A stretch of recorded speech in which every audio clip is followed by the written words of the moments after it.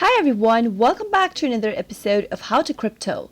Today I'm back with another video on how to log into Coinbase with phone number verification. If the two-factor verification option is enabled on your Coinbase account, you'll need to type in the verification code that will be sent to your mobile number in order to log into your account. Keep watching the video till the end and don't forget to subscribe to our channel by hitting the subscribe button. Press the notification bell icon so that you'll never miss another update from us. Tap open your web browser and go to coinbase.com. From the official website, tap on the hamburger menu at the top right corner. Tap on sign in at the bottom and type in your email into the login page. Make sure to type in the valid email address that is associated with your account. Now type in the password for your account and tap on the sign in button. As soon as you do that, you'll need to enter the code that will be sent to your mobile number. This is where you'll need to type in the two-step verification code. Now simply type in the verification code that you received into the text box and tap verify.